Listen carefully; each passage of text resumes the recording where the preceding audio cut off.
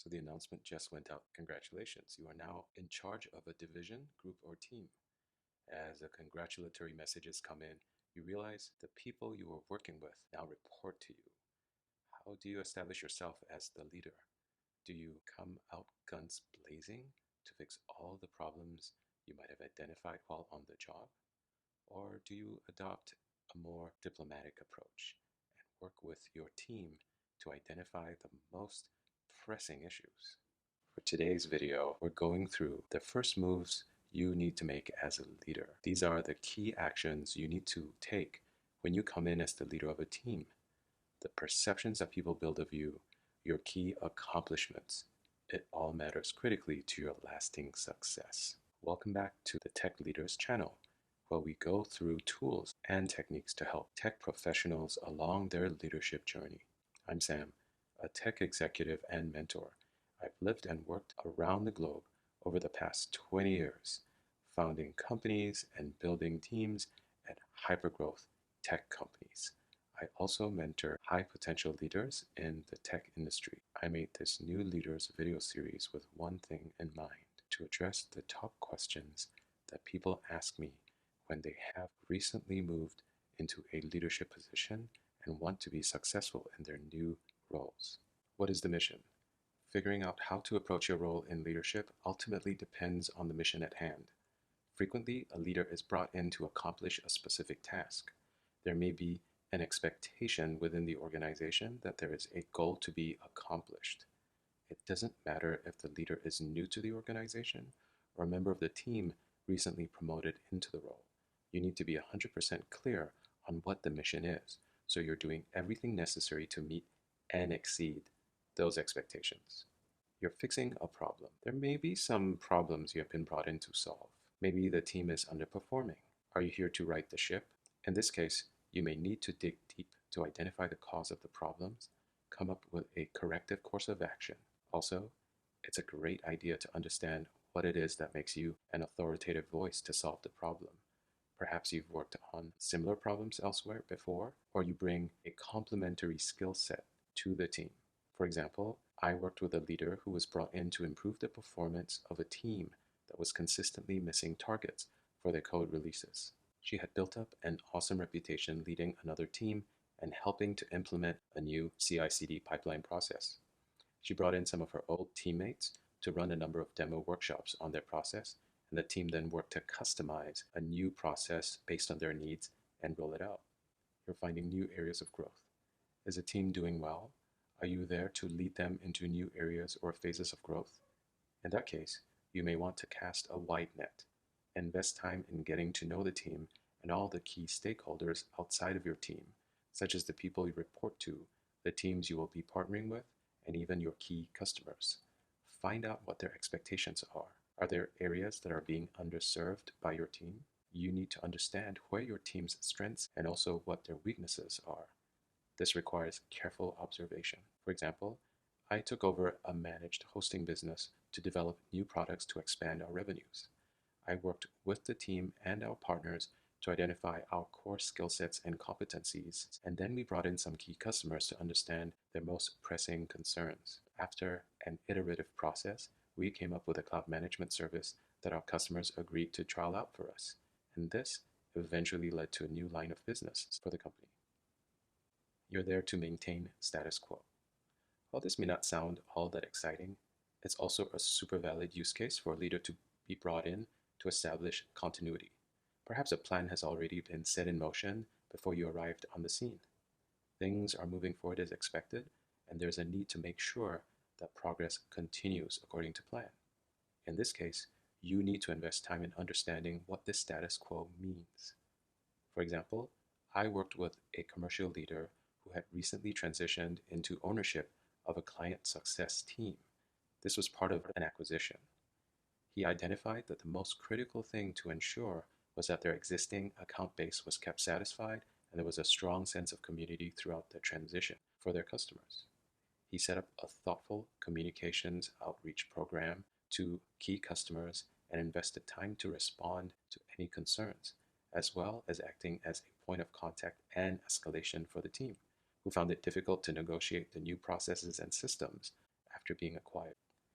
Aligning people to the mission. Now that you've gotten a bearing, a lay of the land, you understand what the key issues are and what the priorities are. You also have an inkling of how to go about solving these problems. Understanding your team's capabilities is also very important. What are the team's limitations? Could it be a lack of resources or specific skill sets? For you to be successful, you may need to go outside of the team to obtain these additional things that may be missing. You may need to get the necessary support to unlock resources to achieve your goals. As a leader, finding the way to obtain resources is a critical skill. Communicating clearly to all parties involved in what we are trying to accomplish and what you as a leader are empowered to do, whether they like it or not. You also want to manage expectations with all relevant parties as you're progressing through your plan. If there is an established method for providing updates, that's great. Maybe a weekly status update meeting or simply a status email. Whatever that form is, you might want to make sure it meets the current needs of your stakeholders. We also need a feedback loop to make sure that the message is going out accurately and consistently. People need to be clear about the goal, the time frame in which to achieve it, and their role in making the goal attainable. Also, what is the outside perception of the team? I've seen stellar teams get negative ratings simply because they didn't invest enough in communicating their successes to the business. Building credibility. The thing that is most likely to derail your success as a new leader is when uncertainty is allowed to perpetuate and fear of change is allowed to fester. In the best case scenario, your addition to the team is a welcome change. You're heralded as a person who can come in to solve pressing problems. In the worst case, people fear for their futures. They're scared that the new leader will come in to change their way of doing things. The establishment of yourself as a new leader is a very impactful change that you need to manage. To combat this, you need to build up credibility fast. The fastest way to do that is by establishing a number of facts up front and then following up on that by being consistent. This doesn't matter whether you have a positive message or a negative message to share. For example, while doing a multinational reorg, a leader was tasked to reassign projects and responsibilities among the team and unfortunately manage some staff through redundancies. One of her first tasks was to be absolutely clear as to the reasons for the redundancies. Once the redundancies were announced to the impacted individuals, the remaining staff were given assurances that the redundancies had been completed. This also included communicating a very clear plan for the reorg and all the very specific roles and responsibilities that the remaining team members would be responsible for. By executing quickly, transparently, and providing clarity to the remaining team members, she helped the team move past a very difficult period by allowing them to focus on the goals and objectives that the team had to achieve, finding everyone's pillar. A productive and effective team is one in which every member knows how they are contributing to the overall output. In fact, the best teams are the ones where each individual brings some unique expertise or perspective to the team. You'll see this in meetings where each individual team member has some unique experience, skills, or opinion to bear on a problem. This heightens the level of participation and commitment within the team, as each team member has a validation that they are contributing to the overall achievement of group goals. A great way to foster this is for you to get to know your team members, speak to them, have engaging conversations with them to understand where their interests lie and what things they've done that made a unique and lasting contribution to the team.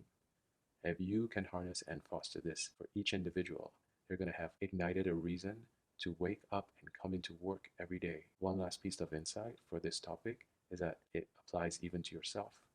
Just like everyone else, you need to be contributing something unique to the group. As a leader, it's not expected that your contribution is technical in nature, but it needs to be acknowledged and ultimately adds to the overall value of what the team is producing. Becoming a servant leader. I've seen this term used very frequently. It has been interpreted many different ways. For the context of this discussion, a servant leader is someone who, as a leader, serves the members of the team by removing any obstacles that might exist in their way. In my experience leading teams, I have found that the most effective leaders are the ones who understand enough about the nature of the work being done in their teams, that when a problem arises, they're able to do whatever is necessary to remove or resolve these problems. Early on in their careers, the leader may still be technical, and this may take on the form of a technical problem that the leader has experience with, and therefore it's easy to solve the problem because it's similar to a problem that the leader might have solved themselves in the past. But as the leader moves up the ranks and the problems evolve or change in scope, their ability to remove the obstacles also needs to change. In some cases, organizational knowledge is critical. For example, a good leader knows whom outside of the team may possess the necessary knowledge or skills to solve a problem for members of the team. For example, your team member has been waiting on information from another team for weeks now, and they're not getting a response. You may have the goodwill or knowledge to reach out to someone in that team. In fact, I know of many leaders who have reached great heights in their careers simply because they know who to go to, or they have invested many hours in fostering goodwill and relationships with people elsewhere in the organization, and they're able to get things done where others can't. So, how do you become this go to person? There's no single way to accomplish this. However, the most effective way I've seen is to establish regular communications with the people that your team depends on. If they ever need your help, you move heaven and earth to help them. You build up so much goodwill through the concept of reciprocity that if and when you ask for help, they are more than ready to repay the favor. Well, I hope that this video gave you some tips on how to orient yourself to your new team and establish credibility for yourself as the leader. I'm posting new videos with tips and tools on how to progress your career into leadership in the technology industry. If you like this video, please leave a comment. That's how I learn to do better. This is Sam for Tech Leaders, signing off.